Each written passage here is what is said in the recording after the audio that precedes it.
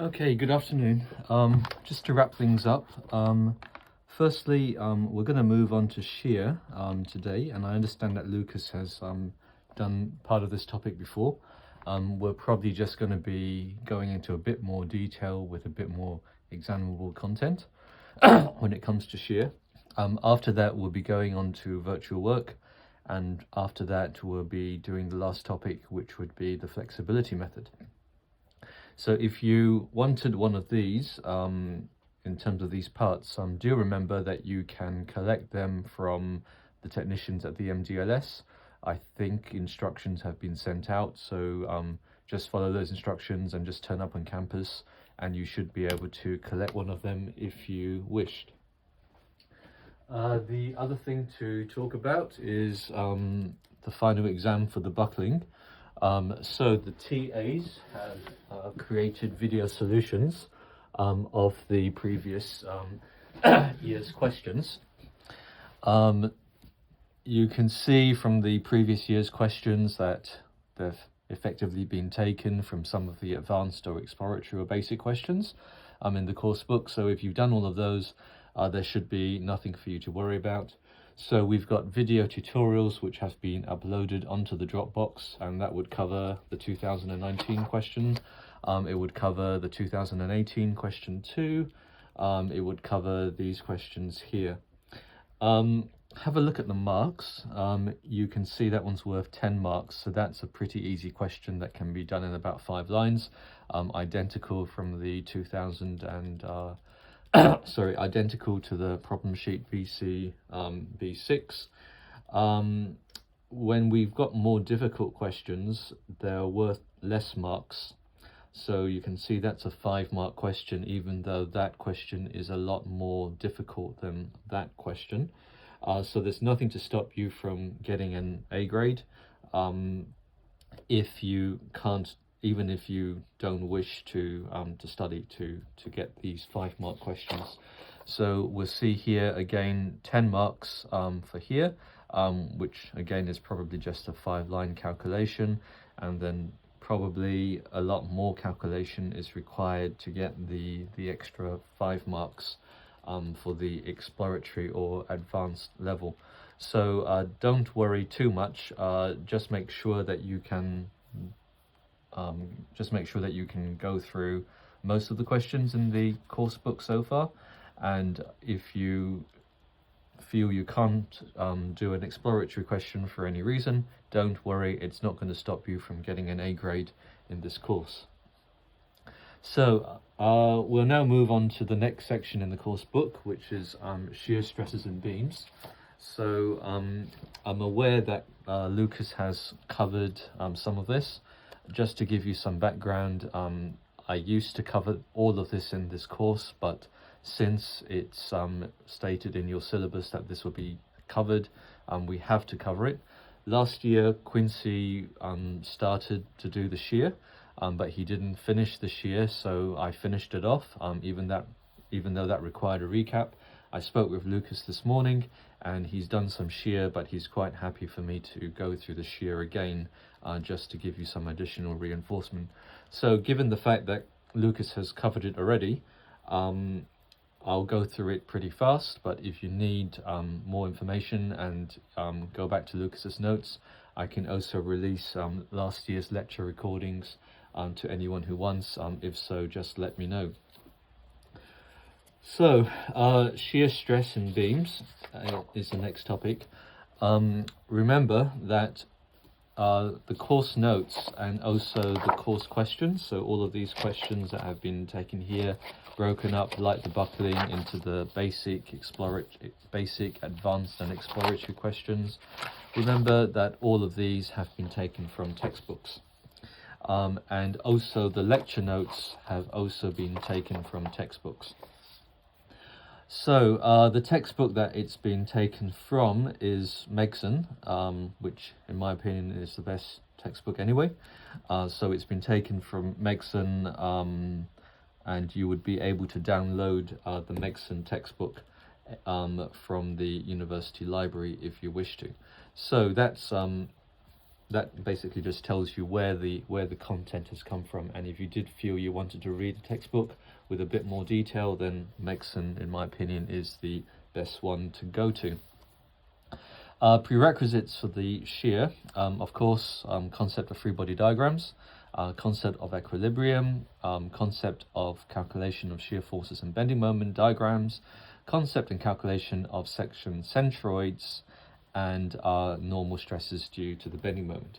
So the normal stresses due to the bending moment is just sigma equals my over I, where m is the bending moment, y is the distance from the centroid, y is the distance from the centroid of the section, and I is the second moment of area or moment of inertia. Concept of properties of the centroids for the first and second moments. Again, just go back to the start of the course book, and if you had a look, it's a bit like the buckling, where you need to know how to calculate second moment of areas. Just make sure that at the very minimum you're able to calculate IXX, IYY for this section here, and identify which one is the major or the minor axis. And while we're on that, I would say that when we move on to virtual work, you will need to be able to revise how to use method of sections and method of joints. So again, all of that is in the course book there, and also in the Zorro Q exercises.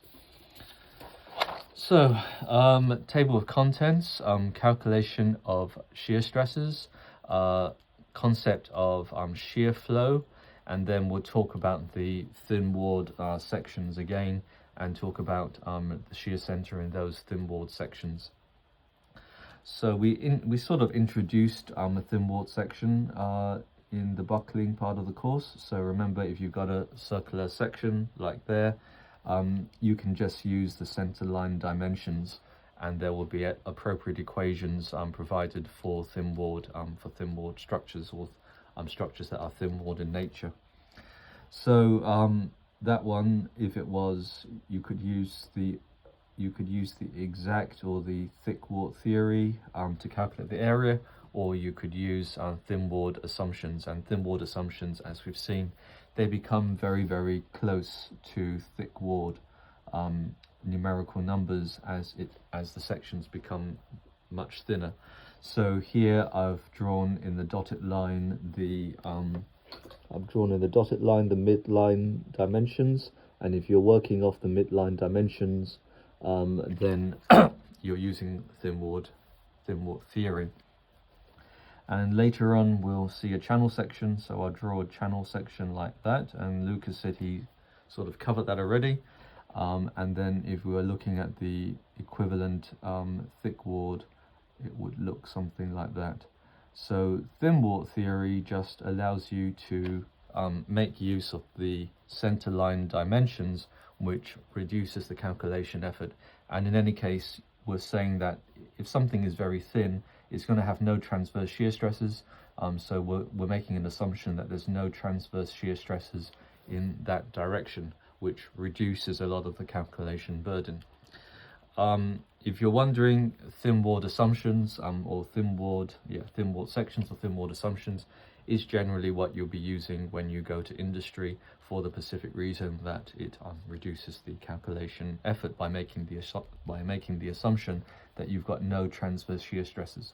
So in effect, it's saying out here you've got the atmosphere, here you've got the atmosphere here, so there can be no variation of shear stresses in that direction, no variation of shear stresses in that direction, and no variation of shear stresses in that direction. And we'll be recapping that later on. So where do we start? External loading of beams and frames cause internal stresses consisting of bending moment, axial forces, and shear forces. So we all know that when you've got a simply supported beam with a point load there would be a reaction there, a reaction there. You'd be drawing your shear force diagram. I'll just draw your shear force diagram would be looking something like that. And then if we took an artificial cut going through here, And if we took a free body diagram of what's going up there, then we would see that on this side of the cut there would need to be a vertical to be in equilibrium with the reaction, and on the other side of the cut that I'll draw further away, there would need to be another shear force. So these two are equal and opposite, of course. So when you make your cut, make a cut there to the left side of the cut for this simply supported beam, the shear force is going downwards, and to the right the shear force is going upwards, so that when you remove the cut, the two obviously have to cancel each other out, otherwise your structure is going to be moving. So when we talk about shear, we're talking about, I was going to use the word flow, but that's wrong. We're talking about the actual shear distribution of the section. So yes, we can get our shear force. If that was 10 kilonewtons there, let's say 10 kilonewtons there, and the load was at the center, so we would know that on either side is 5, then here we would have 5 kilonewtons for the shear forces down to the left and up to the right. But that says nothing at all about the distribution. Sorry, that says nothing all about the cross-sectional area. So if we set that's section AA, we've not said whether it's that shape, we've not said whether it's that shape, we've not said whether it's that shape, we've not said, or another example could be a circular section like that. So we know the shear force, which we can always get from the shear force diagram, but the shape of the section will affect how that shear is distributed. So we talk about the effect of shear force on structural members, especially the distribution of shear stresses in the cross-section. Although not true in all cases, the effect of bending moments tends to be more demanding on the member than the effect of shear force. So generally you'll be designing a section for bending and then you'll be doing the shear check, leading to a tendency to design for bending moment and its associated effects and then check the shear capacity is not exceeded. So that's what I was doing when I was in the design office. This is typically the case for steel and timber. Reinforced concrete beams do require to be designed for shear, and the main effects of shear are to calculate shear stresses. Placing increased demand on the material of the beam, shear strains result in an increased deflection. But for typically long beams, this is very small. So what this means is that when you do a Google search and you try to find equations for deflections, so for example, you could have a simply supported beam under a point load. You can type into Google what is the deflection what is the central deflection under a load 100 kilonewtons, and it will tell you what an equation is. That equation, important point to note, only refers normally to the bending component. So there's a shear component of deflection. So you later on in the next section will be drawing the bending moment of that, and we'll be using the bending moment diagram to work out the deflection due to bending, and we will also be drawing the shear force diagram of that, and then we'll also be calculating the deflection to shear. The deflection due to shear is many times smaller in most cases than the deflection due to bending, and so we normally ignore it. But it's important as an engineer that you recognize that you're making an assumption, that our equations that we use to calculate our deflections normally ignore the shear component, or normally ignore the deflection due to shear. So hopefully that will become clearer later on. So up here we see the direct or normal stresses produced by a bending moment. So that would be the bending moment there, and that would be the distribution of stresses. Stresses produced by the bending moment have this triangular distribution, as you already know. Also, when you've got an axial force, that would be the axial force. The well-known formula to calculate these stresses is when you want to work out the stress, you take the axial force divided by the area to give you a stress, and then you would add on the bending component depending on where you were. So if you were wanting to work out the stress at the neutral axis, then obviously then that bit would become 0 because you're working out the stress at the neutral axis. But if you're working out the stress up here, then the bending stress can be quite large compared to the axial stress. Right. So in this formula, A is the cross-sectional area, I is the second moment of area, which we've calculated, and Y is the distance from the neutral axis. So here would be the neutral axis of the section, and that's where we would be setting our Y axis. So when we say what the distance Y is, it's relative to the neutral axis, which is where we are sticking our axis, or assuming that it starts from.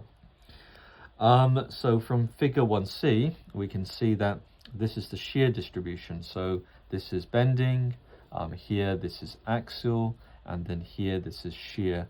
And you can see that the shear acts down the face.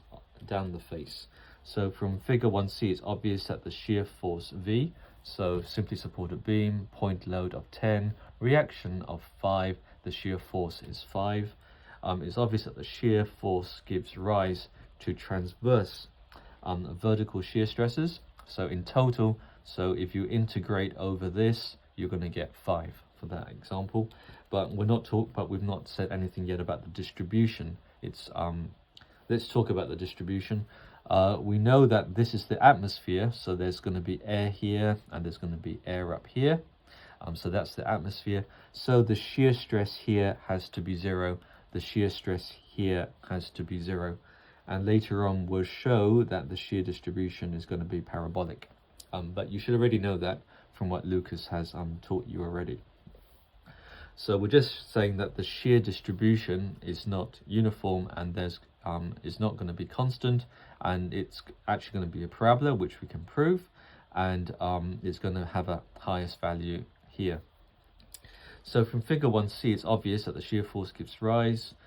However, we can calculate the value of the shear stress, say at the center, and what its distribution in a cross-section is, and that obviously depends on what type of cross-section you have.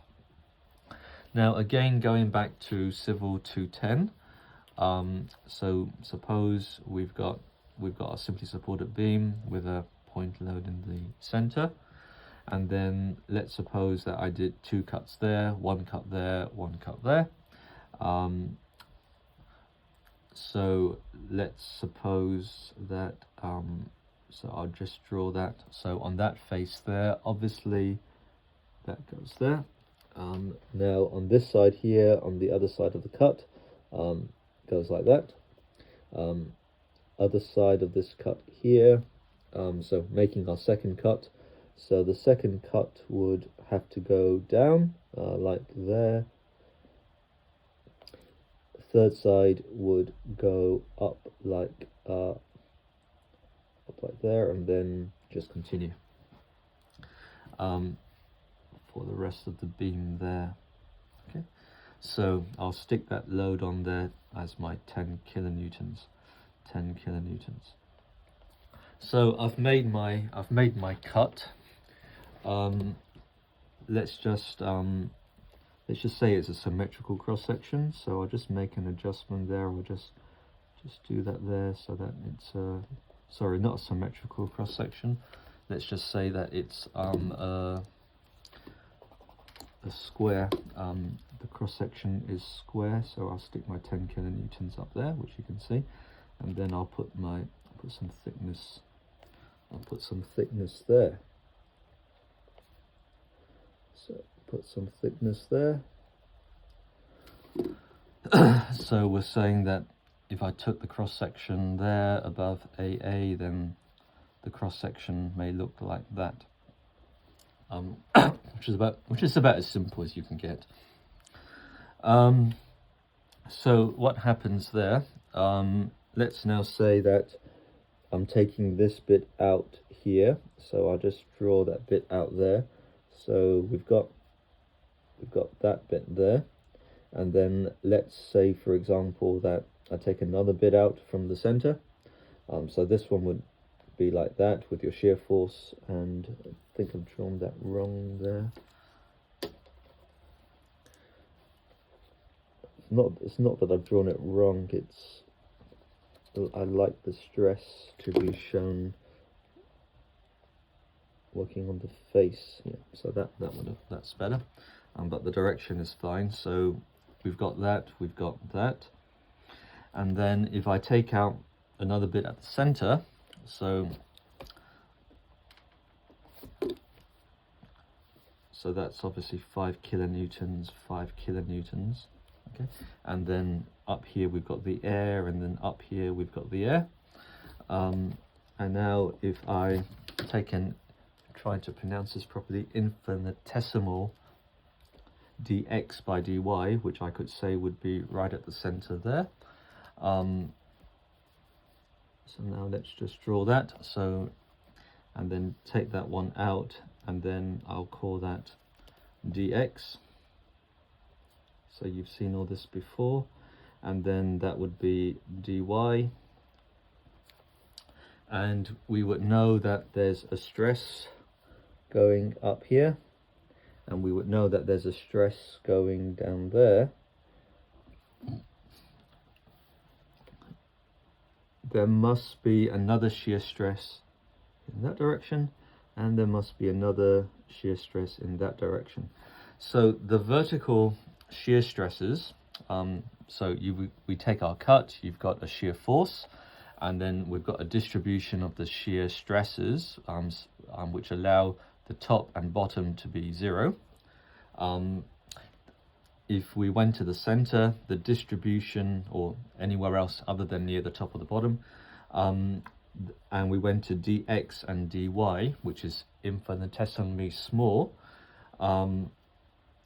we would go back to what we understand as our complementary shear stresses. So we need our vertical shear stresses require an equal horizontal shear stress on these parts here, which we can see there, for our dx and dy.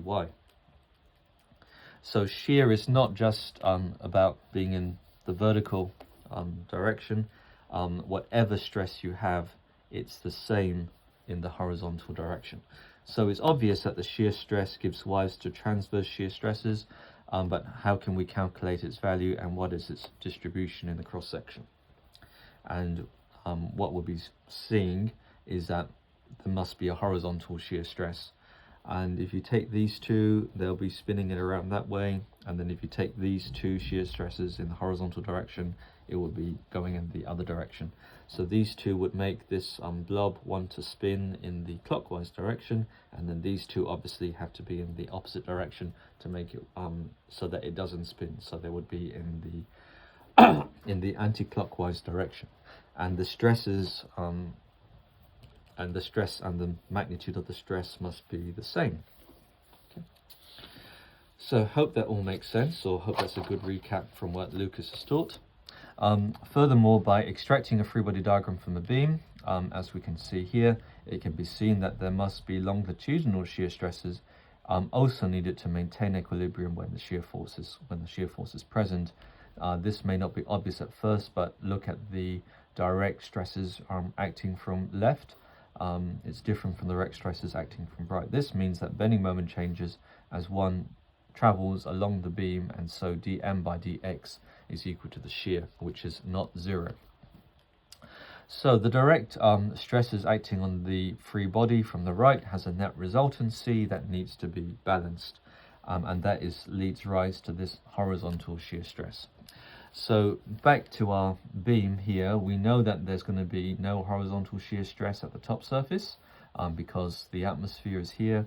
We know that there's going to be no horizontal shear stress at the bottom here, and we could probably guess that the maximum shear stress is going to be along the neutral axis of the section along here. So that's where the shear stress, which we're going to be calculating, must be maximum. So the behavior of a beam made from a stack of planks demonstrates the sliding that will occur between the planks when they are not attached to each other. So right here we've got 1, 2, 3 planks of timber, we're sticking a load on, and each of the plank is going to act by itself. So there is going to be relative sliding. So we can see that here with two planks. Sorry, two. Yeah, okay, so we can see that. Let's just make a correction there, so that we can see the third plank. So we can see, so you can see plane sections are not remaining plane. And we can see that there is relative sliding, which means that each of the individual planks is bending about its own neutral axis. So we've got three planks, and each plank is bending around its own axis and sliding relative to each other, which is why we end up with this distance here at the end. What we might do is we might put some nails through the planks, or we might glue the planks together to prevent this relative sliding. So if the planks will prevent it from sliding by connecting them together, for example by using some glue with bonding as you get in timber, their tendency to slide would result in shear stresses being developed at the interfaces, as illustrated in figure 5, which we can see up here. Extending the argument, we postulate that similar shear stresses must exist even if the beam is a fully solid bit of timber or concrete rather than made from planks. So if we've got a solid beam, a solid timber beam, there are going to be shear stresses acting. There are going to be these horizontal shear stresses acting through it even, and these need to be calculated.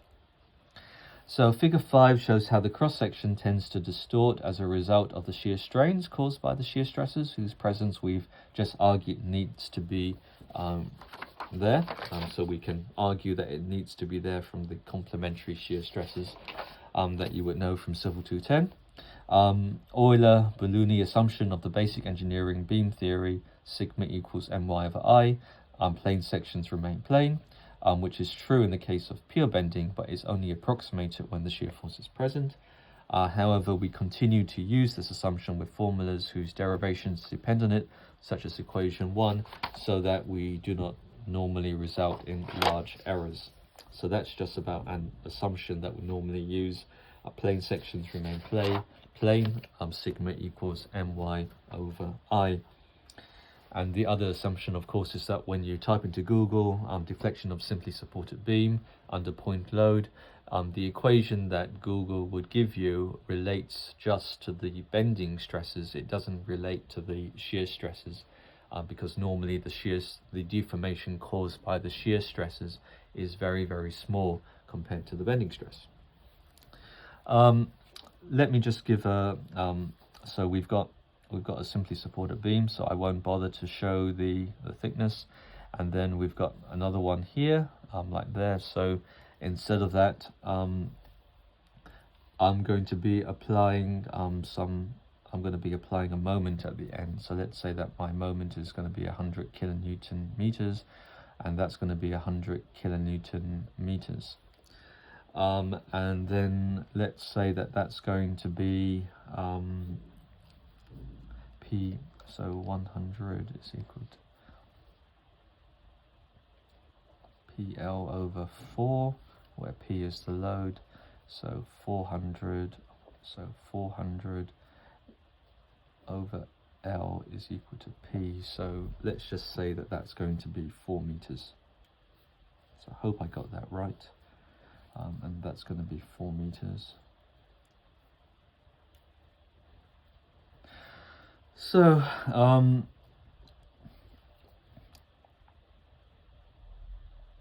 so if that was 400 kilonewton, then we would get a bending moment diagram like that. And we would also get a shear stress distribution, a shear force diagram like that. Here we apply, and the magnitude of that is going to be, hope I've got that right, 100 kilonewton meters. If I've not got it right, I'm trying to get 100 kilonewton meters there. And then here we've got a bending moment diagram under pure bending. and the bending moment diagram of that would be like that, with that also equal to 100 kilonewton meters.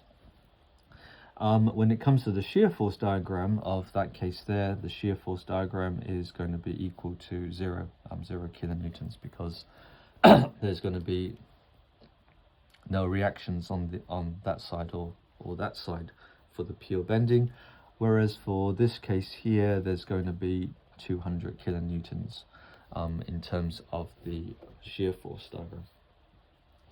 So all I'm saying is that in this case here you've got pure bending, so if we take the same bit of planks even without the adhesives, and so there's no adhesive or there's no screw or nail to prevent them from sliding, and we put it under pure bending, because the shear force is going to be 0, or the vertical and the horizontal shear force is going to be 0, there's going to be no sliding. So when you apply pure bending, that leads to 0 shear, which means that for that case, under pure bending, you don't need any adhesive to prevent your planks from sliding relative to each other, because they wouldn't want to slide relative to each other. So hope that makes sense, but it just shows it's important to get the shear force diagram. So what we have here is, you should be convinced that we know that dm by dx is equal to v. dm by dx is equal to v, or the change of bending is equal to the shear. So here we've got a beam of a rectangular cross section with 2 loads on it, and that would be the bending moment diagram. And unlike here, where the bending moment diagram is constant, there's 0 shear, whereas here there are some gradients, and so there is shear, which generates, I suppose, that bending moment, and you can see the change of bending moment for this dx taken along there. So if you take the bending moment on the left side and on the right side, and the right side is bigger than the left side, you've had a change of bending moment, which means there must be shear, and we can calculate that shear as we will see now. So let's cut the horizontal plane from the neutral axis. So here's our beam there. Doesn't say what the depth is, but it doesn't matter. By symmetry, we would know that would be the neutral axis, where the bending stresses would be 0 from sigma equals my over I. And if you really wanted to, we could say that our y-axis starts from the neutral axis. So let's now take a cut. Let's take a cut, any view from the neutral axis, a distance y from the neutral axis.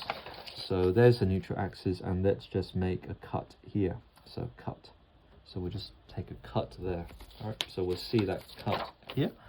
So we've now made a horizontal cut on the distance y from the neutral axis, isolating the shaded planes, so we can see top of the cut and bottom of the cut, and we can see that the bending stresses act there, and we can see the distribution of the bending stresses.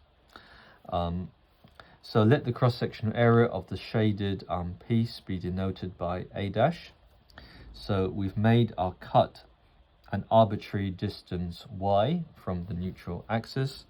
So our y-axis starts from the neutral axis. We've made this cut here, and there is a direct stress on the left-hand side of the cut, which increases from sigma to sigma, increasing from sigma to sigma plus d sigma, equals sigma plus delta sigma divided by over delta x dx at the right hand side.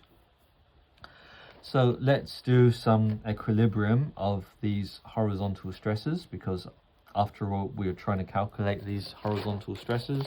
We're trying to calculate the horizontal stresses here, which we know must exist because they are in equilibrium with the vertical stress. So the equilibrium of the horizontal stress acting on the isolated body can be written as tau, tau being on how we define the shear stress. So tau times the breadth times dx, integral of sigma dx, sigma dA. Subtract that from what's happening on the other side with the increased stress. That, of course, for equilibrium must be equal to 0. Note that this equation shows the shear stress is required to balance over the area A dash, as argued before. So we eliminate all repeated terms and divide by dx. From engineering theory of bending, we know that sigma equals my over I, where y is measured from the neutral axis.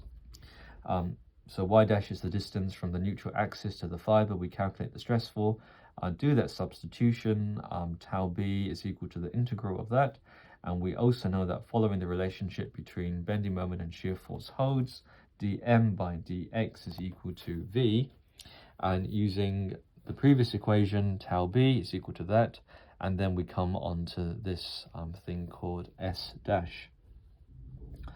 So S dash is the first moment of area of wherever you've made the cut about the neutral axis. So S dash becomes quite important for calculating the shear stress. So again, let's say simply supported beam with point load of 10 kilonewtons. The reaction would obviously be 5 kilonewtons on both sides, and that's just your beam. You draw your shear force diagram, which is there, and then let's say calculate the shear stresses at there. So what goes into that equation for the V is the 5 kilonewtons. Yeah. So you don't put the 10 kilonewtons into the equation for the shear stress. You put in the 5 because the 5 comes from the shear force diagram. So hopefully that's clear. Now what's S dash? So we've not quite come to the thin walled sections at the moment. So this is a solid rectangular section. And we're saying that our cross-sectional area of, if we did that, we're saying that the cross-sectional area would look something like that. And then that being the neutral axis of the section. And let's suppose that we call that 100 millimeters, and that we call that 200 millimeters.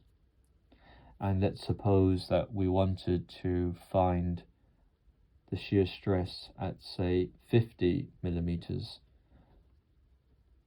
away from 50 millimeters away from the neutral axis. So we're putting a cut to calculate the horizontal shear stresses, and that's going to be 50 millimeters away from 50 millimeters away from the neutral axis. So what we would do is I'll draw out the neutral axis,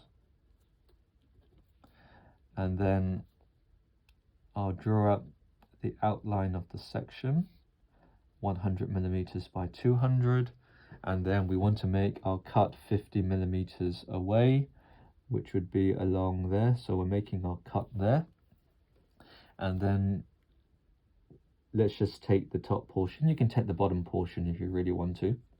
And S dash then becomes the first moment of area of this area here around the neutral axis.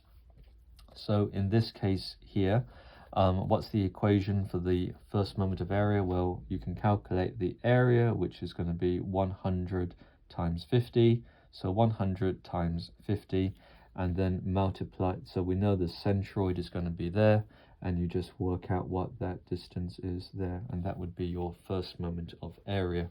So if you're working out the stress, 50 millimeters upwards or downwards from the neutral axis, because it's going to be symmetrical, we're just taking out that area there, work out the area, work out the distance of the centroid of that area to the neutral axis, which is probably going to be 75 millimeters, and multiply that area by the 75 millimeters, and that will give you your S dash, which would tell you what the first moment of area of that is.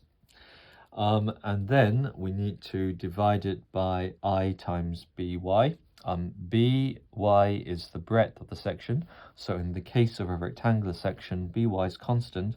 So if we were using this one and that was 100 millimeters, then by would just be replaced by 100 millimeters. And then I of a rectangle, so back to the full shape, the I would be 1/12 times the breadth, which is 100, times d cubed. In this case here, it's going to be 200. So hope I've not made a mistake. So that would 1/12 be d cubed, and that would be an equation that you need to remember or commit to memory to do engineering.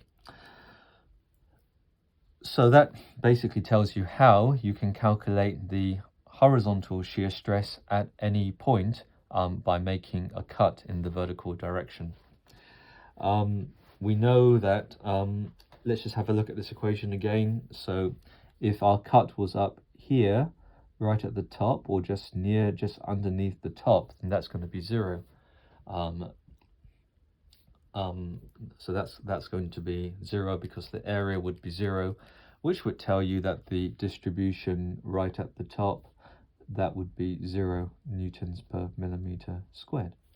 And if you made a cut just a hair's breadth from the bottom, since that area is almost going to be effectively 0, that would tell you that that value is going to be 0 kilonewtons per millimeter squared. And then we can calculate our value up here, which we've done there. And no surprise, if you did the stress at the neutral axis, which would mean you're talking about that blob. So the biggest area times the moment arm, which would be 50, that's going to give you a much higher stress than if your cut was at 50 millimeters away. So your distribution would turn out to be parabolic, as we've actually would know from what Lucas has taught you anyway, with the biggest stress, with the biggest horizontal shear stress occurring at the neutral axis in the horizontal direction, and that would be exactly the same as the vertical shear stress. So the above calculations help us to find the longitudinal or horizontal shear. However, we also noted the presence of the vertical shear stress, and we need to calculate those values. And I've already said that when we talked about this, the vertical shear stress is the same as the horizontal shear stress because they're complementary. So the vertical and the horizontal are complementary and they are the same. So to summarize, if there is a shear stress acting in a particular direction at some point in the body, it will also be accompanied by an equal shear stress acting at 90 degrees in such a way that these two stresses do not produce any net moment. And we talked about these two wanting to make this blob twist in the clockwise direction, and these complementary shear stresses wanting to correct that, and so going in the anti-clockwise direction. So no shear stress acting in the particular direction, so there'll no net moment. So example 1, find the distribution of shear stress in a rectangular hollow, in a solid rectangular section. So if you go into the Dropbox, I've already uploaded the solutions. Firstly, some students just want to see the solution. So for those students who just want to see the solution, there's a type solution which is provided. Some students want to have some commentary. So for those students who want some commentary, I've provided another solution which has full commentary. But let's have a look at the typed out solution first. Find the distribution of shear stress here. So we can make our cut at any arbitrary point y from the neutral axis. So remember that our axis starts at the neutral axis. V is the shear force.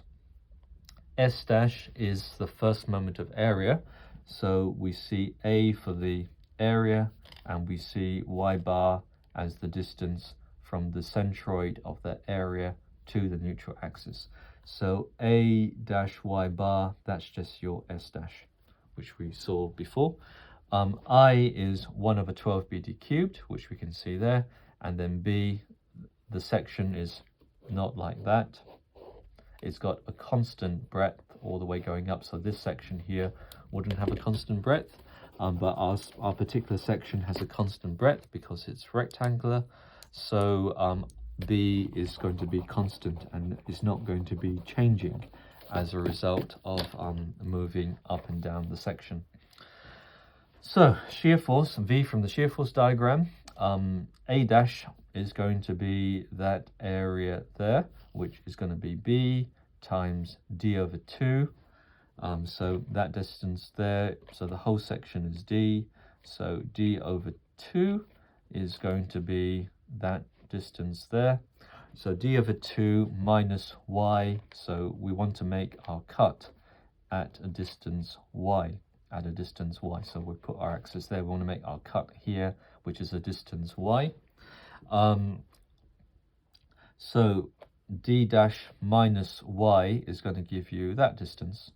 And now we want to work out the Y bar. So the Y bar is going to be equal to half D over 2 plus the Y to give you the Y dash. So if that point there is Y, then we need to go up to the centroid of that area. So that bit is just being added on. And then on the bottom side, I for a rectangle is 1 over 12 BD cubed, and then the breadth, as we've said, is constant. So from there we can get an equation very quickly. Tau equals that being the shear force. So as tau varies as a square of y parabolically, ranging from a maximum at the neutral axis. So here the horizontal shear stresses or the vertical shear stresses. So we can draw the vertical shear stress if we wanted. So here the vertical shear stress is going to be maximum at the neutral axis, and it's going to be the same as the horizontal shear stress going into the page.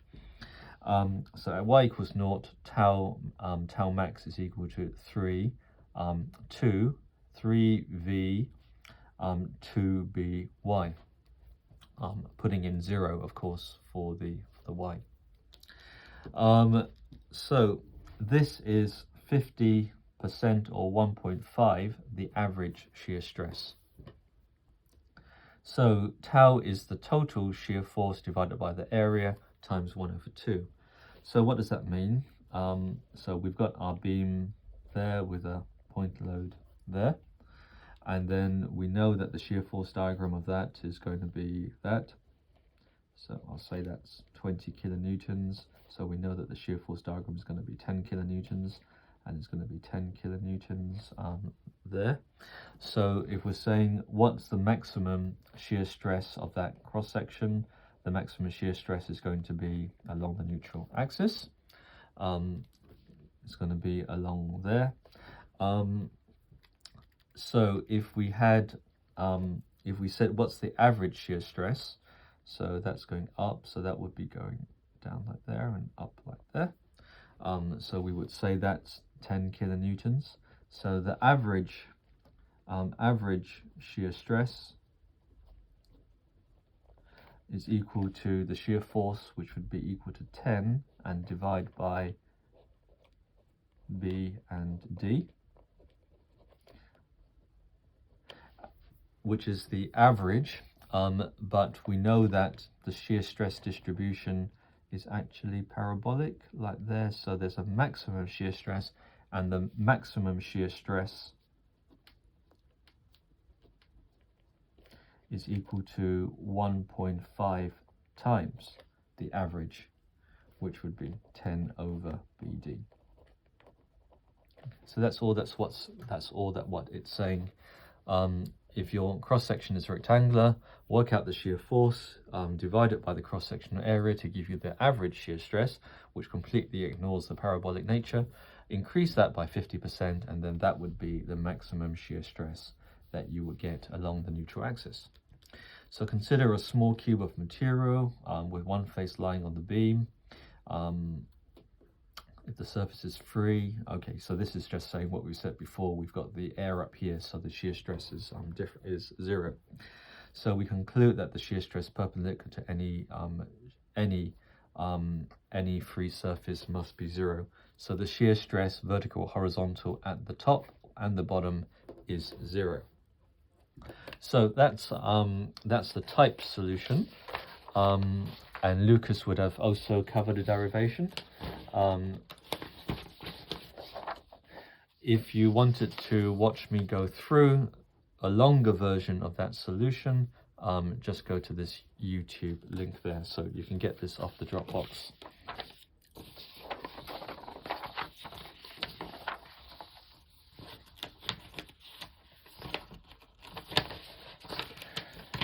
Now, let's move on to question 2.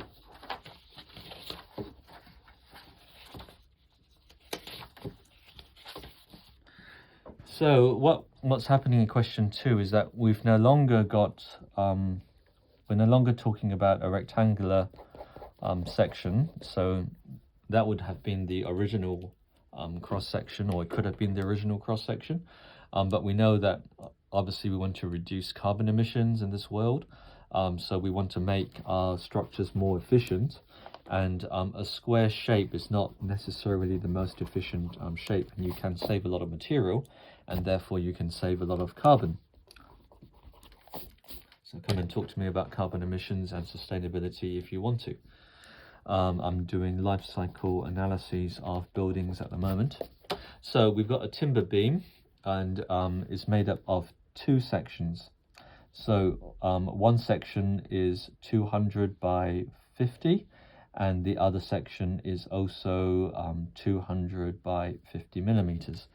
And what it's saying is that we've glued, so we've glued it along here.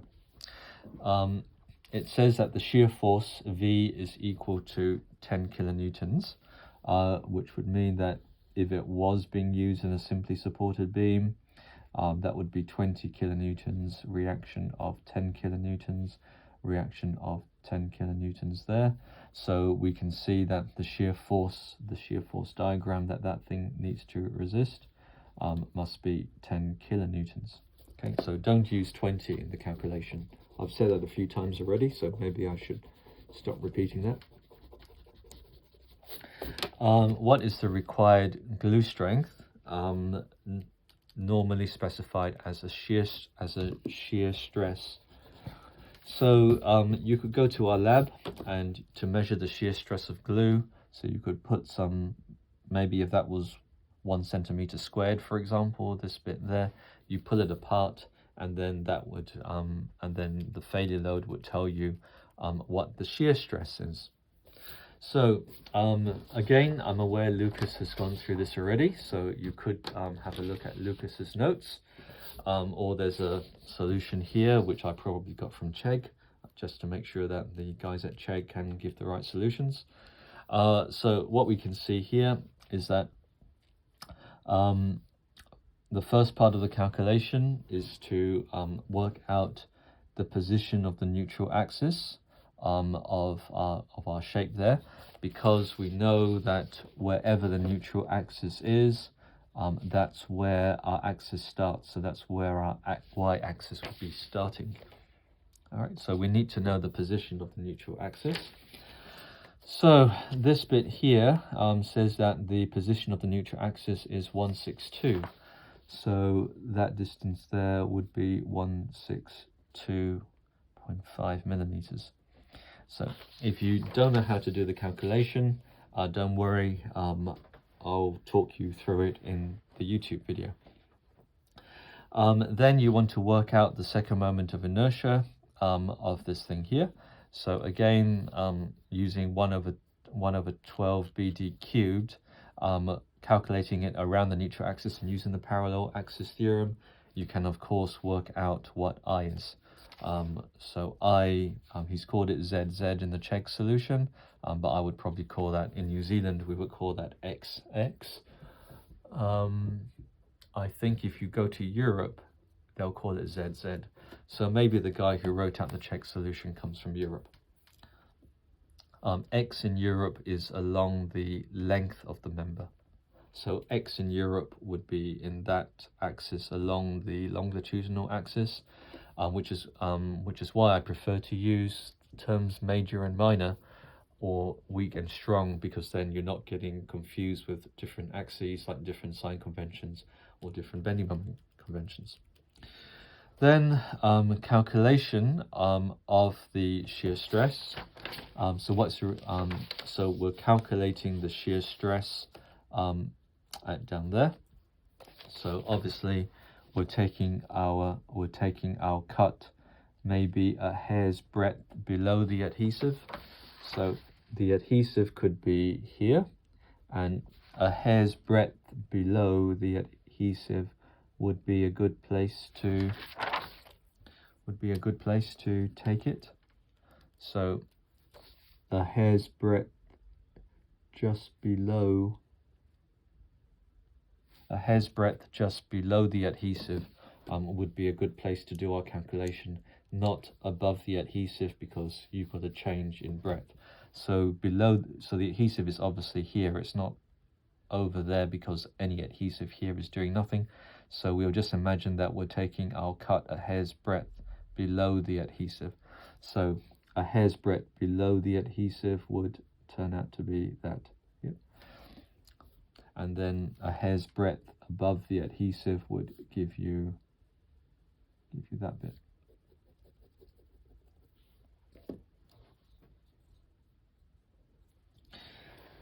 Okay, so we'll get rid of that.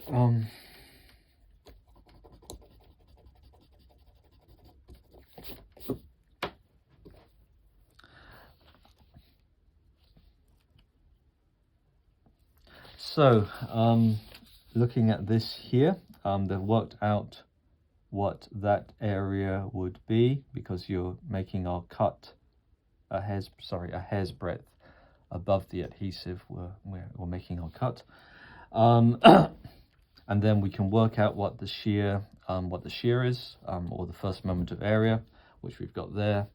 Calculate this out here, and then from there we can work out what the stress is.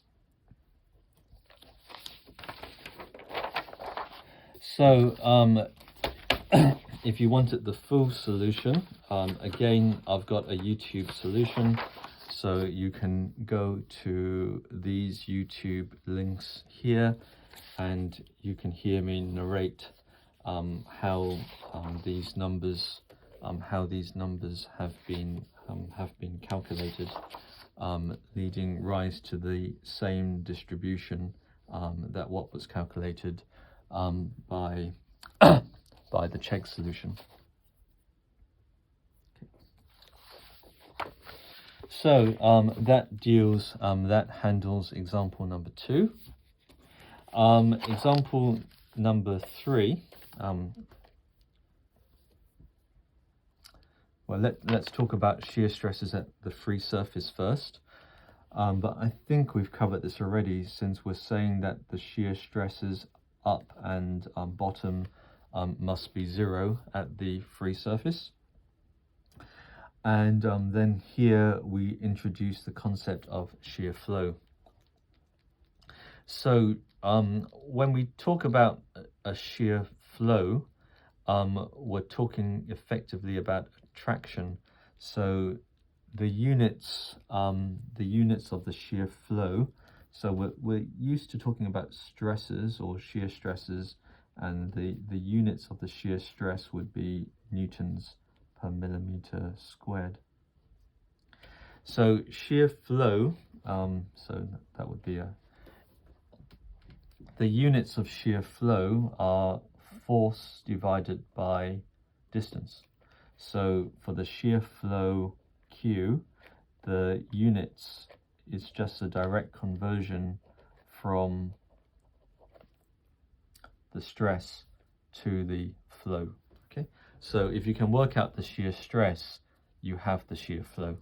And it's normally more convenient to talk about shear flow because when we talk about thin walled sections, such as a lip section down there, we're assuming there's no transverse shear stress going in that direction or that direction or that direction, no transverse shear stress going in these directions here. So why not just multiply your stress by the thickness? So normally in a thin walled section, the whole thing is of constant thickness. So why not just multiply that by the thickness and get rid of the stress and call it something more sensible, which is the shear flow. And then you can start doing some calculations a bit easier. So again, referring to figure 8. So let's go to figure 8. Yep. The stresses on the upper surface generate a total force, dq. If we now calculate the intensity of this force per unit length, we obtain the so-called shear flow.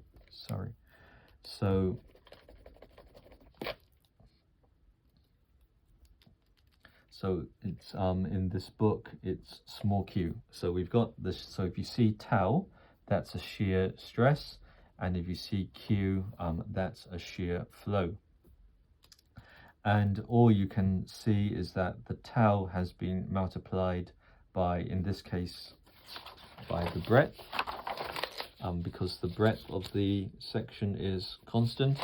And later on, when we talk about a thin walled section that's been folded around, so suppose this is a bit of metal, suppose this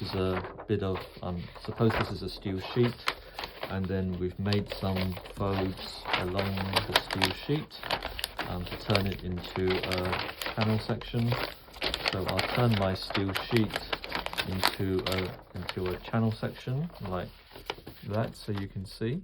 So I've folded a steel plate to turn it into a channel section, and when we talk about a channel section, it's more convenient to talk about a shear flow that would be flowing around here, and the shear flow is just equal to the shear stress at any point. So the shear stress there multiplied by the thickness, and you can see the units being newtons per millimeter.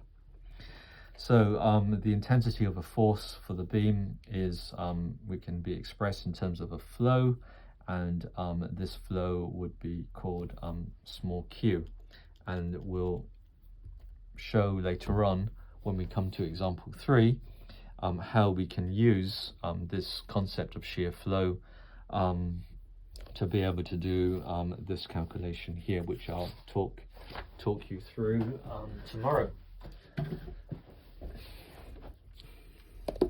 So I think that's all for today, and see you tomorrow.